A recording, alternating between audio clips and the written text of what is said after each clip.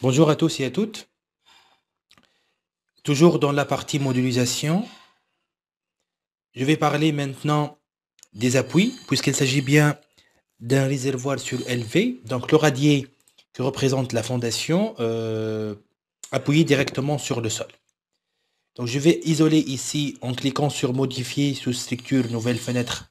Je vais isoler uniquement le panneau qui représente le radier dont l'épaisseur choisie égale à 40 degrés, à 40 plutôt centimètres. Euh, et je vais vous montrer comment on peut créer des appuis élastiques qui représentent le sol pour cet élément-là.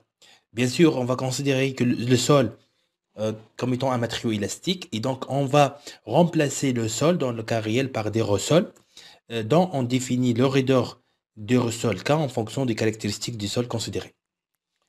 Pour créer des nouveaux appuis, d'abord je vais cliquer sur appui. Vous avez ici les différents appuis qui existent déjà par défaut dans robot, appui simple, l'encastrement et la rotule. Il s'agit bien d'une articulation et je vais créer un nouvel appui. Bien sûr, les appuis rigides classiques utilisés dans le domaine du génie civil, l'appui simple, les appuis, les rotules et les encastrements, sont des appuis très utilisés, très rencontrés dans le domaine du génie civil. Par contre, dans le cas des radiers qui sont appuyés, ou bien des éléments qui sont appuyés directement sur le sol, on va créer un nouveau appui de type élastique, c'est-à-dire on va simuler le sol avec des ressols. Et pour les ressols déjà définis, bien sûr, je vais libérer le déplacement par rapport à Z, mais je dois définir un raideur KZ du ressol considéré. Donc, c'est-à-dire, je vais remplacer le sol par un ressol et donc je vais chercher en fonction des caractéristiques du sol le raideur de ce ressol-là. Et pourquoi on a assimilé le sol avec des ressols? Parce qu'on va considérer le sol comme étant un appui élastique. Donc, dans la réalité, le radier, il est appuyé sur le sol. On va remplacer le sol par des appuis élastiques. Et ces appuis élastiques-là sont des ressols. Et je vais définir le raideur du sol en fonction des caractéristiques du sol. Pas uniquement les caractéristiques du sol, mais aussi la charge générée par le projet ou bien la construction appuyée sur le sol, c'est-à-dire le ressol, il est simulé par la relation, ou bien défini par la relation F égale à K fois X. Pour définir K, pour déterminer K, je vais estimer la force et le déplacement, et par la suite, robot, elle va déduire la valeur du KZ. Je vais cliquer ici. Bien sûr, si vous avez une étude géométrique, étude géotechnique, si vous avez une étude géotechnique, pardon, ou bien si vous avez une idée sur sur une relation, ou bien si vous avez une relation empirique qui vous permet de déterminer le raideur, le KZ du sol considéré, donc vous pouvez directement taper la valeur ici. Si vous n'avez pas une idée sur la valeur de KZ, on va estimer la valeur en cliquant sur coefficient d'élasticité. Vous avez ici les différentes natures du sol. Donc, il faut juste choisir ici le sol qui convient.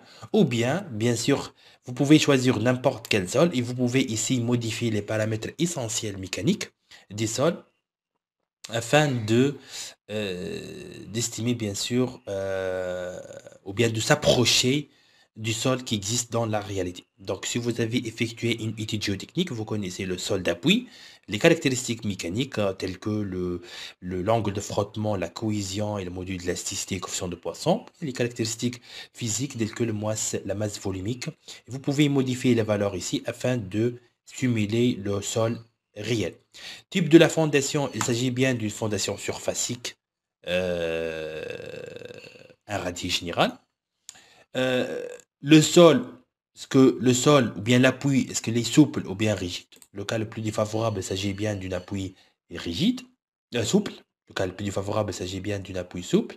La charge estimée de la fondation, c'est-à-dire la charge générée par le projet transmis transmise vers le sol. Je vais estimer par exemple ici 500 kPa. Il faut effectuer un calcul simple afin d'estimer le descente de charge appliqué sur la fondation.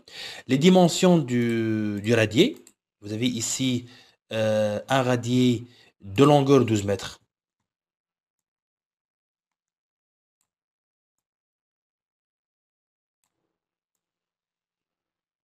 et de largeur 5 mètres.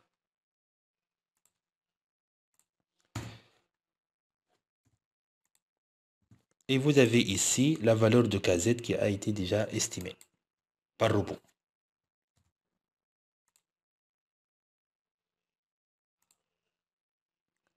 Et on va mettre la valeur ici, bien sûr, de kilonewton par mètre cube vers le kilonewton par mètre.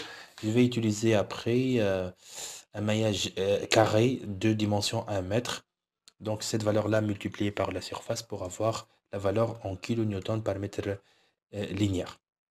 Je vais nommer ça appui réservoir.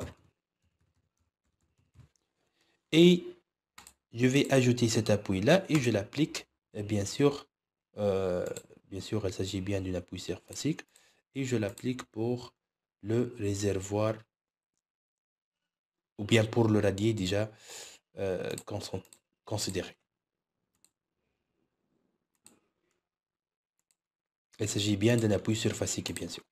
Après, bien sûr, ici, je peux lancer le calcul, ou bien je vais générer le maillage. Je vais choisir ici l'option du maillage, applicable pour tous les éléments, de longueur 1 mètre pour l'élément considéré. La longueur de maille, du maillage, dimension 1 mètre. Je vais générer le maillage.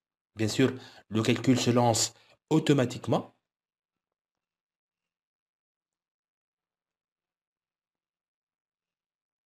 Le maillage a été très bien généré et vous avez ici les appuis sur lesquels on a parlé, définis par un ressort dans la rigidité de ressort estimée déjà d'après avec le logiciel robot.